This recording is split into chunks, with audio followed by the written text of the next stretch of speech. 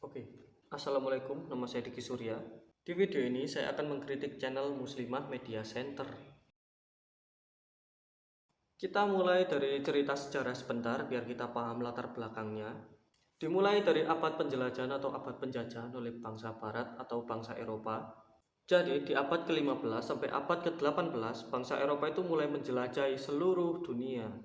Mereka menguasai wilayah-wilayah yang masih kosong dan mereka menaklukkan atau menjajah bangsa lain yang berbudaya lebih rendah. Nah, dari sekian banyak bangsa atau peradaban yang dijajah oleh bangsa Barat, ternyata salah satunya adalah peradaban Islam. Orang-orang Islam waktu itu kaget waktu dijajah sama bangsa Barat. Kok bisa kita dijajah sama bangsa Barat? Ini karena orang-orang Islam waktu itu menganggap kalau bangsa Barat itu gak kuat-kuat amat. Bangsa Barat itu udah berkali-kali dikalahkan sama orang-orang Islam. Militer mereka udah berkali-kali dipecundangi sama militer orang-orang Islam. Bahkan benteng Konstantinopel, benteng yang diklaim gak akan pernah bisa ditembus itu, malah ternyata bisa ditembus sama orang-orang Islam. Jadi di mata orang Islam waktu itu, bangsa Barat itu militernya itu sangat-sangat culun kalau dibandingin sama militer Islam. Orang-orang Islam waktu itu juga menganggap kalau sains orang-orang Barat itu juga gak tinggi-tinggi amat, peradaban mereka itu juga gak tinggi-tinggi amat. Tapi kok bisa dalam waktu singkat bangsa yang militernya culun dan peradabannya gak tinggi-tinggi amat tadi malah bisa menaklukkan orang-orang Islam. Orang-orang Islam waktu itu gak tahu kalau peradaban Barat itu majunya dimulai dari filsafat. Kita semua tahu lah ya kalau filsafat itu ibunda dari ilmu pengetahuan. Jadi orang-orang Barat itu maju berkat filsafat yang mirisnya di saat yang sama orang-orang Islam itu mulai meninggalkan dan bahkan mulai mengharamkan filsafat. Dan ini agak tragis ya, mereka maju karena filsafat, kita malah mulai meninggalkannya. Tapi orang-orang Islam waktu itu gak yakin apa yang bikin kita itu jadi terpuruk. Kenapa peradaban Barat yang Kristen itu malah bisa mengalahkan kita? Padahal kan secara wilayah bangsa Barat itu wilayahnya lebih kecil ya. Kalau dibandingin sama wilayah Islam yang waktu itu segede gaban. Tapi kok bisa mereka itu malah menguasai dunia? Mereka malah menjajah dunia. Selama masa penjajahan itu, orang-orang Islam tentu gak tinggal diam. Orang-orang Islam mulai melakukan pemberontakan dan berusaha merebut kembali kemerdekaannya, termasuk orang-orang Islam di Indonesia. Yang sayangnya hampir semua usaha mereka itu selalu gagal karena kita tahu lah ya kalau bangsa Barat itu militernya terlalu kuat dan terlalu canggih. Jadi semua upaya untuk melawan Barat itu biasanya berakhir gagal dan berakhir tragis dengan kematian yang sangat-sangat gak enak. Jadi semua usaha untuk memerdekakan diri itu biasanya berakhir gagal karena Barat itu terlalu cerdik dan terlalu kuat. Sampai akhirnya tibalah abad penjajahan itu berakhir. Tepatnya di pertengahan abad ke-20, bangsa Barat mulai melepaskan tanah jajahannya. Tapi semuanya sudah terlambat karena Kesultanan Turki atau Kekhalifahan Turki Utsmani, yaitu kekhalifahan yang diklaim memimpin atau melindungi sebagian besar umat Islam, malah runtuh duluan di 1920-an. Nah, keruntuhan kekhalifahan Turki Utsmani ini bikin para pemikir-pemikir Islam itu kaget waktu itu. Lah, kita udah mau merdeka, kok pimpinan kita malah runtuh duluan? Ini gimana? Kekhalifahan Turki Utsmani ini runtuh dan berubah jadi Republik Turki yang sekuler. Dan ini bikin orang-orang Islam itu mulai menyalah-nyalahkan pihak lain. Ini salah Inggris lah, salah Prancis lah, salah Amerika lah, salah Zionis lah, salah Freemason lah, salah Yahudi lah, salah-salah lain lah. Pokoknya penyebab keruntuhan ini tuh disalahkan ke orang lain lah sama orang Islam. Nah, hilangnya filsafat pada orang-orang Islam ditambah dengan sejarah Islamic Golden Age atau abad kejayaan Islam, ditambah lagi sama sejarah kalau kita pernah dijajah sama peradaban barat yang kafir itu, memunculkan beberapa sifat khas yang dimiliki oleh orang-orang Islam masa kini. Sifat khas tersebut adalah kafirfobia dan menguatnya mental untuk menyalahkan orang lain atau menyalahkan pihak lain. Jadi pengalaman buruk dengan orang-orang kafir atau dalam konteks ini tuh maksudnya barat, ini bikin orang-orang Islam itu jadi ketakutan pada segala hal yang berbau dengan barat. Jadi segala hal yang berkaitan dengan Barat bakal dicurigai sebagai agenda Barat untuk menghancurkan Islam. Jadi orang-orang Islam itu jadi semakin ketakutan, benci dan bahkan curiga sama orang-orang kafir. Ini aku sebut sebagai kafirfobia. Jadi semua hal yang berkaitan dengan Barat itu bakal dicurigai. Nah, ada juga dampak lain dari sejarah yang kita bahas itu tadi, yaitu munculnya cita-cita kembali untuk mendirikan negara Islam khilafah. Nah, ini yang bakal jadi latar belakang berdirinya Muslimah Media Center. Jadi MMC adalah sebuah media dakwah Islam kekinian yang berusaha untuk menawarkan Islam sebagai solusi praktis untuk segala masalah yang ada. MMC berusaha memperkenalkan sistem khilafah, yaitu sebuah sistem pemerintahan atau sistem kenegaraan yang diklaim bisa menyelesaikan seluruh masalah yang ada. Dan MMC juga berusaha untuk membangun kesadaran pada masyarakat tentang betapa buruknya demokrasi, kapitalisme, dan sekulerisme. MMC itu punya niat yang sangat mulia. Jadi mereka itu lahir dari kekecewaan bahwa kekhalifahan Islam yang agung itu berakhir runtuh dan wilayahnya itu dipecah-pecah. Mereka kecewa dengan hilangnya sosok pemimpin yang bisa menegakkan syariat Islam. Mereka kecewa dengan hilangnya kejayaan militer Islam. Mereka kecewa dengan saudara muslim kita yang ada di Palestina yang terus disakiti dan terus dizolimi. Mereka kecewa dengan maraknya perzinahan dan menurunnya moral umat Islam. Mereka kecewa dengan hilangnya kemakmuran atau kesejahteraan orang Islam. Mereka kecewa dengan fakta bahwa orang-orang Islam itu dikalahkan hampir di semua bidang positif oleh bangsa barat.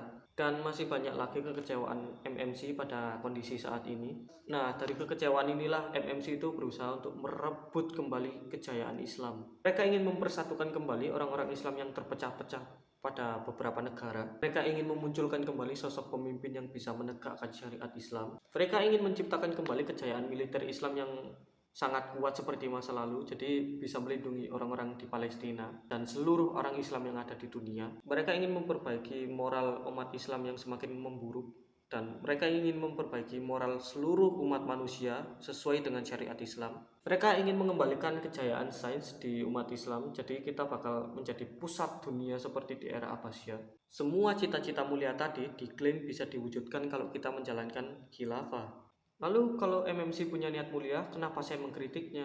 Apakah saya gak suka kalau Islam kembali berjaya? Atau apakah saya benci kalau Islam kembali berjaya? Ya tentu saja enggak lah. Ini perlu diklarifikasi dulu. Masyarakat kita itu adalah masyarakat yang umumnya gak bisa membedakan antara kritik dan hinaan.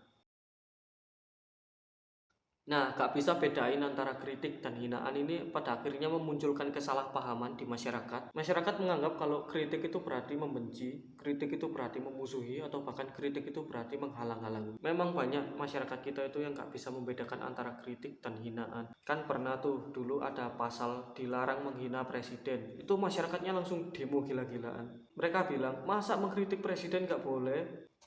Ya kan yang dilarang itu menghina pak, bukan mengkritik. Mengkritik presiden boleh, menghina presiden yang nggak boleh.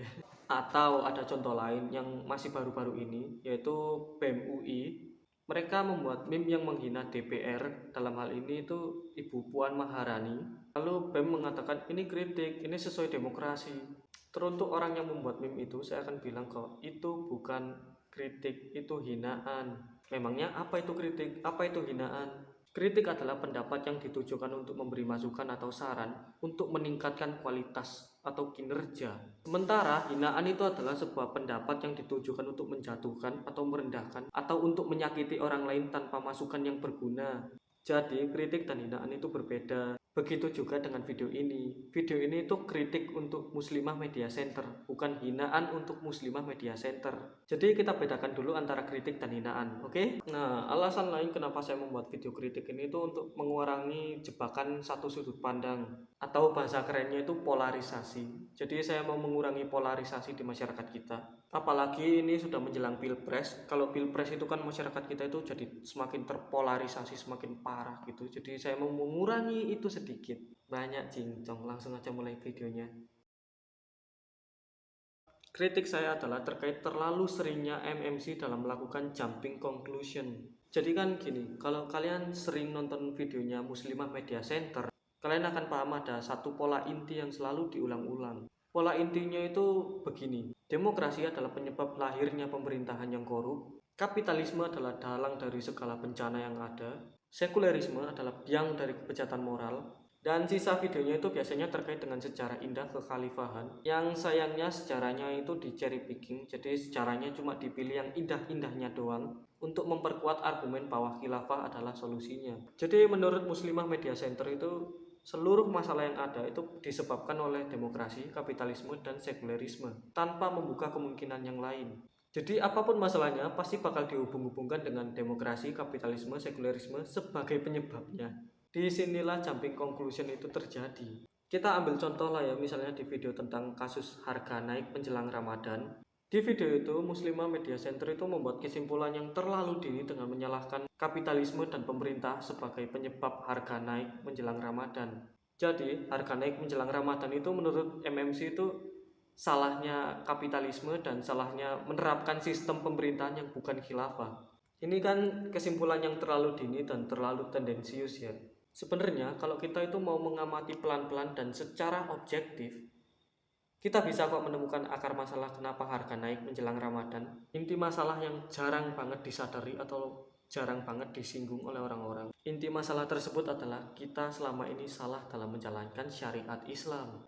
Bukan agamanya yang salah, tapi cara kita dalam menjalankan agamanya yang salah. Ini menurut saya pribadi, menurut saya banyak syariat kita itu yang keliru.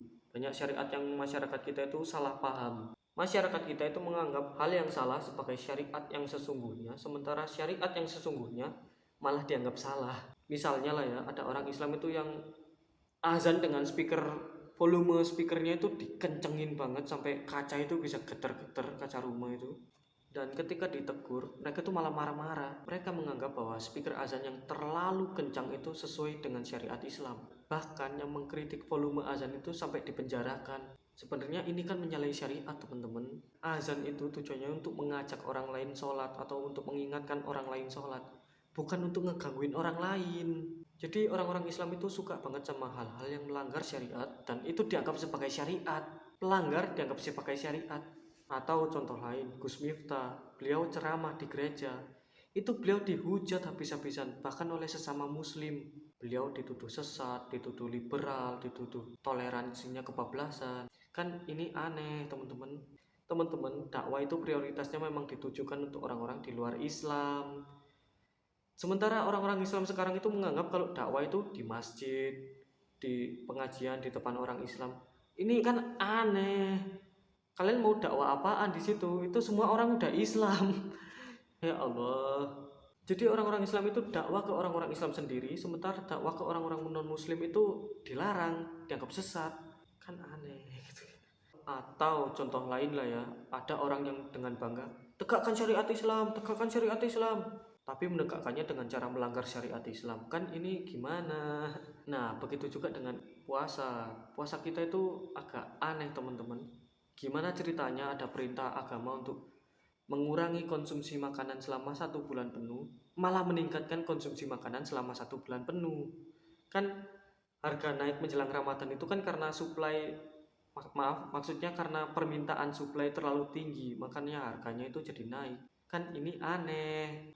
Perintahnya untuk mengurangi makan, malah meningkatkan makan. Syariat menyuruh kita untuk mengurangi makanan, kitanya malah meningkatkan makanan. Kan dari sini aja sebenarnya udah kelihatan ya kalau harga naik menjelang Ramadan itu bukan salah kapitalisme atau salah pemerintah. Ini tuh salah kita sendiri, teman-teman. Kita terlalu konsumtif di bulan Ramadan. Atau contoh lain tentang jumping conclusion yang dilakukan MMC itu tentang ad hominem. Jadi tanpa mempelajari lebih lanjut, MMC langsung membuat kesimpulan bahwa ad hominem disebabkan oleh kapitalisme dan sekulerisme. Kan ini kesimpulan yang terlalu dipaksakan, Mbak. Ad hominem itu bisa dijelaskan dengan sangat sederhana. Penyebab dari ad hominem itu adalah ketidakmampuan mempertahankan argumen secara logis dan rasional. Ketidakmampuan mempertahankan argumen secara logis dan rasional itu gak terkait dengan kapitalisme, gak terkait dengan sekulerisme. Ini terkait dengan komunikasi, bukan terkait dengan paham bernegara. Atau contoh lain lah ya, MMC pernah membuat video kalau kecabulan para tokoh agamawan itu disebabkan oleh kapitalisme. Siapapun yang pernah mempelajari kapitalisme pasti bakal sadar kalau ini kesimpulan yang nggak nyambung, kesimpulan yang dibuat-buat atau kesimpulan yang dipaksakan. Kecabulan itu terkait dengan moral, Mbak, gak ada kaitannya dengan kapitalisme yang merupakan paham ekonomi. Saya malah bingung kenapa gak mengaitkan kecabulan ini dengan sekulerisme biar cocok sama premis kita di awal bahwa sekulerisme itu biang dari kebejatan moral. Dan di sini saya menduga kalau MMC itu melakukan dikotomi yang salah. Jadi MMC itu melakukan dikotomi yang salah dengan menganggap bahwa orang yang religius adalah orang yang akan selalu berbuat baik, sementara orang yang sekuler adalah orang yang akan selalu berbuat jahat. Tentu ini dikotomi yang salah karena orang yang religius bisa saja berbuat jahat, sementara orang yang sekuler bisa saja berbuat baik. Bahkan dalam beberapa kasus orang sekuler itu bisa lebih islami ketimbang orang Islam itu sendiri. Dan sebenarnya itu masih banyak jumping conclusion yang dilakukan oleh MMC. Jadi kalau kalian nonton videonya MMC dan di video tersebut dijelaskan bahwa penyebab masalahnya itu demokrasi, kapitalisme atau sekulerisme, saya hampir bisa menjamin kalau itu hasil dari jumping conclusion. Karena kalau kalian mempelajarinya secara pelan-pelan dan secara objektif, kalian pasti bakal menemukan banyak variabel lain atau bahkan kalian menemukan alternatif jawaban yang lain. Jadi itulah yang kritik saya untuk MMC. Jadi MMC itu menurut saya terlalu sering melakukan jumping conclusion. Ini bukan berarti saya membela demokrasi, kapitalisme atau sekulerisme. Saya bukan pendukung dan bukan penganut tiga hal tersebut. Saya cuma menganggap kalau MMC itu terlalu membuat kesimpulannya itu terlalu dini dan terlalu tendensius.